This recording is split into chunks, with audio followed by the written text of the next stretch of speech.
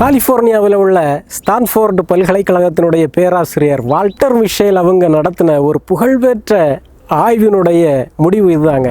அதாவது ஒரு 5-6 வயது குழந்தைகள் ஒரு 10 பேரை தேர்ந்தெடுத்து ஒரு வகுப்பறையில் வச்சுக்கிட்டு ஆளுக்கு ஒவ்வொரு ஸ்வீட்டு கையில் கொடுத்துக்கிட்டு சொன்னார், நான் 1 மணி நேரம் தாண்டி இந்த வகுப்பறைக்குள்ளே வருவேன். அது வரைக்கும் யாரெல்லாம் இந்த ஸ்வீட்டை சாப்பிடாம கையில் அப்படியே வச்சுருக்கிறீங்களோ அவங்களுக்கு இது போலவே என்ன ஒரு ஸ்வீட்டு சேர்த்து தருவேன் பரிசாக அப்படி சொல்லிட்டு அவர் வெளியே போயிடுறார். இப்போ அந்த குழந்தைகள் அந்த முட்டாயோட எப்படி போராடுறாங்க அப்படிங்கிறத வெளியே இருந்து கவனிச்சுக்கிட்டே இருக்கிறாங்க. அதுபோலவே 1 மணி நேரம் கழித்து அவர் அந்த வகுப்பறைக்குள்ளே வர்றாரு. எந்த குழந்தைங்கள்லாம் முட்டாயை ஏற்கனவே சாப்பிட்ருந்தாங்களோ அவங்களுக்கு எக்ஸ்ட்ரா முட்டாய் கொடுக்கல. ஆனால் யாரெல்லாம் அந்த முட்டாயை சாப்பிடாமல் அந்த 1 மணி நேரமும் கட்டுப்பாடோடு இருந்தாங்களோ அவங்களுக்கு கூட ஒரு முட்டாய் கொடுத்தாருங்க. இந்த ஆய்வு இதோட முடியலை. இந்த குழந்தைகளை அவர் 40 ஆண்டுகளாக கண்காணித்தார். 40 ஆண்டுகளாக கண்காணித்த பிறகு அவர் ஒரு முடிவுக்கு வந்தார்.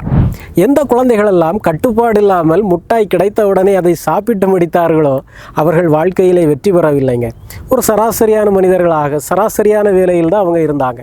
ஆனால் கட்டுப்பாடோடு அந்த 1 மணி நேரமும் அந்த மிட்டாயை கையிலேயே வைத்து கொண்டு இருந்த அந்த குழந்தைகள் வேலையிலும் சரி, சமூக அந்தஸ்துலேயும் சரி, புகழ் பெறுறதுலேயும் சரி, அவங்க மற்ற குழந்தைகளை விட ரொம்ப உச்சத்தில் இருந்தாங்களாங்க.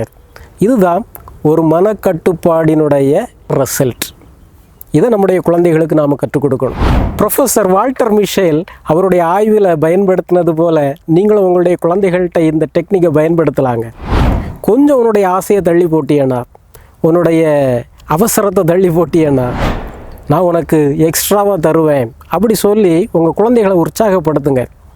நீங்கள் கொடுக்குற கிஃப்ட்டு அல்லது பரிசு சின்னதாக இருந்தாலும் அந்த பயிற்சியினால் உங்கள் குழந்தைகள் வருங்காலத்தில் அடைய போகிற உயரம், உச்சம், புகழ், அவர்கள் சம்பாதிக்க போகிற பணம் பன்மடங்காக இருக்குங்க.